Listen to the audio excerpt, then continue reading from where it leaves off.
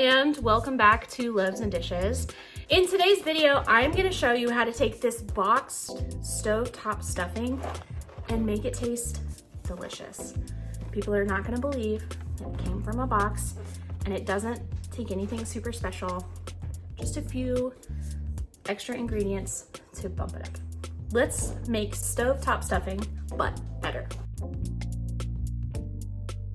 Okay, so I have about 4 slices of bacon and I'm just giving those a rough chop. And then I'm gonna put them in my pan and we're gonna fry those up really quickly. You don't bake the boxed stuffing, so you wanna make sure that anything that you add to it is already cooked. So I got my bacon nice and crispy, and the doneness of your bacon is your choice. If you want it a little bit softer, you can. I prefer crispy bacon. So I got my bacon pretty crispy, and I'm just setting that aside on a plate with a paper towel so that it can drain. Now I have some onion. I put in about a 1/4 cup of onion, and I did cheat a little bit to get the pre-diced onion. It just makes things so much easier. But about a 1/4 cup of onion or 1/2 cup of onion, and then I put in it's like 1 stalk of celery, not really that much. And again, that's up to you how much you want to add. Okay. So I didn't get this on film because I didn't record the button, but in this pot I have some chicken stock, some herbs, some butter, and some salt and pepper. I'll put the measurements on the screen so that you can see, but I'm just gonna add this. Yes. I'm gonna make sure you get all of that good stuff.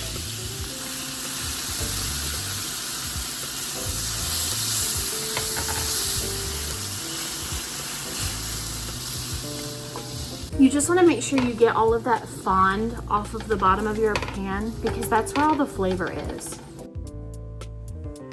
Okay, so now that came up to like a little simmer, it's nice and hot, I'm gonna add my mix, my stuffing mix.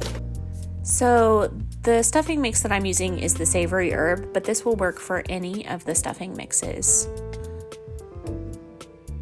And I'm just gonna mix this around really quick, and then we're gonna let it stand for 5 minutes.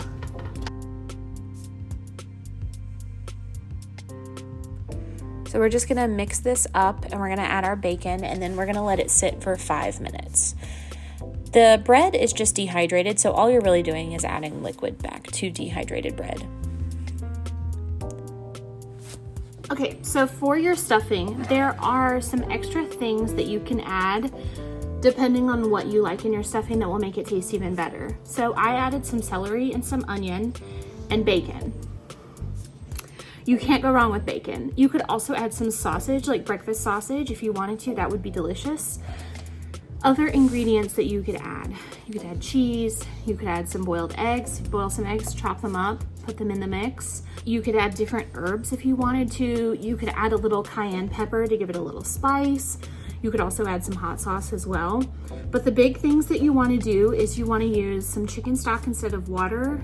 You want to use some real butter, and you want to use some good quality herbs. I used dried herbs today, but fresh herbs would be really delicious. I really recommend adding the bacon and adding the celery and onion. It gives it the like homemade touch, having some veggies in there. But that's it. Stuffing is one of my most favorite Thanksgiving sides, and I just feel like it's overlooked.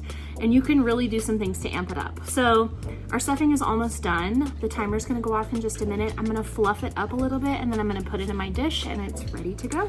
So then once you've let it sit for 5 minutes, you just put it in a pan and kind of stir it around a little bit. It should have absorbed all of the extra liquid, but that's really it.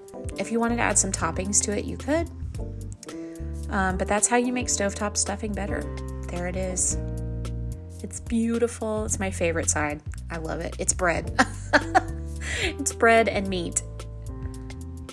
There you have it. Delicious and easy stuffing. If you want to see more recipes, be sure to check out Loaves and Dishes, and thanks for watching.